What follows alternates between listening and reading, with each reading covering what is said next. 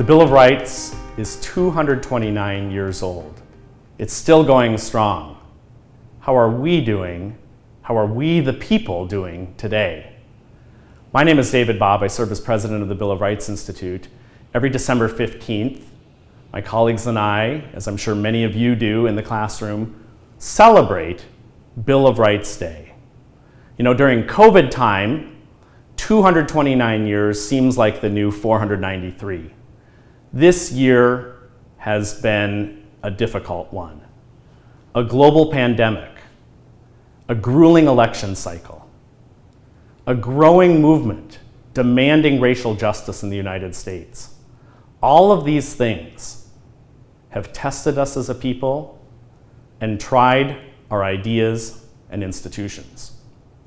Today, I want to bring one simple message to you, and that is that the strength of the Bill of Rights depends upon the moral and civic virtue of the American people. The principles that the Bill of Rights is based on are simple. Think of them. Majorities matter in America, but majorities can't determine your natural or human rights. The rights you have are because you're a human being. They pre-exist any government, including the American government. The government's job is to be strong to protect those rights, and the people's job is to keep government limited to that core purpose. By restricting the power of the government, the Bill of Rights, or the first 10 amendments to the Constitution, is a bulwark to freedom and equality for all. The only way that the formal Constitution, the written Constitution, works is if the people are up to the task of upholding it. It's a pretty simple formula when you think of it, but yet it's so hard to do in practice. That number 229 is significant because not only does it mark an age and a real longevity, but it says something else about why we've been able to endure.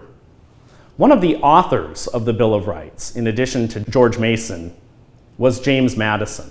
And he had something really interesting, and I want to share it with you. It's a little bit of a longer quotation, but hang with me here. Madison wrote this, quote, "The people will have virtue and intelligence to select men of virtue and wisdom." Now I have to pause there and say, one of the great things about 2020, and unfortunately there weren't enough of them, is that we marked the 100th anniversary of women having the right to vote in the United States. So let me just amend what Madison said to say this: the people will have virtue and intelligence to select men and women of virtue and wisdom. Okay, so back to his quotation. Here's Madison again. "Is there no virtue among us? If there be not, we are in a wretched situation. No theoretical checks, no form of government can render us secure.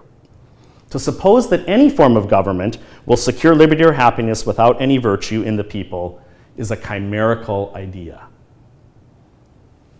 If there be sufficient virtue and intelligence in the community, it will be exercised in the selection of these men and women, so that we do not depend on their virtue or put confidence in our rulers, but in the people who are to choose them." End quote. Now there's a lot to unpack there, but I think the main message leaps out at us, right? It's we, the people, that make the Constitution and make the Bill of Rights stick. Absent that, it's just a piece of paper. So many regimes throughout history have had beautiful statements of rights that the people have, but the people themselves in those regimes that labor under tyrannical rulers know that they don't mean anything.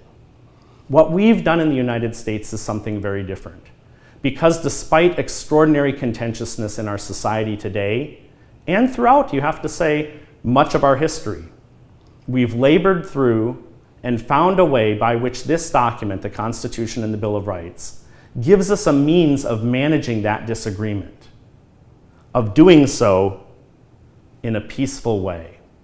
What I think the Bill of Rights does, in all of the ways that it limits government, is to free the mind, to free the American people to improve themselves. And that's a remarkable thing. Now, 2020 has been a massive kind of stress test on this idea, this experiment. How have we fared? I know that that's been so much a part of what you've done with your students this year, to really ask that question, to probe deeply. We're so grateful at the Bill of Rights Institute to be able to partner with all of you in that endeavor, to pose questions, to struggle with these ideas, to go to the real core of what ignites young people. You know, one of those things that this year meant so much to, or at least I hope it will mean very much to the future of this country, came in the form of an awful tragedy. The murder of George Floyd in May catalyzed a movement by millions of Americans to stand up and say, no more. What that meant is that between 7 and 25 million of our fellow Americans were able to exercise a right that hundreds of millions, even billions of people across the globe do not have the right to do. On the eve of his assassination, in what's come to be known as the mountaintop speech, the Reverend Dr. Martin Luther King Jr. said that the right to protest is what makes America great. I think there's a lot of truth in that. The Bill of Rights and the constitutional structure of which it's part don't promise that we Americans are going to agree on everything.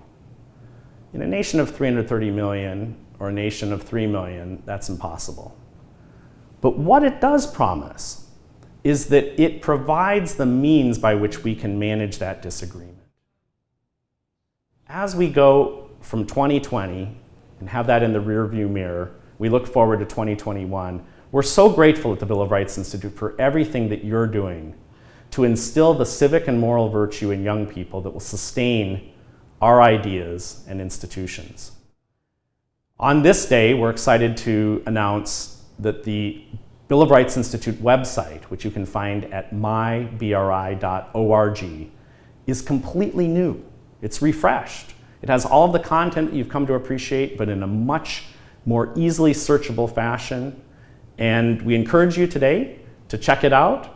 Thank you so much for everything that you're doing. Have a great rest of 2020.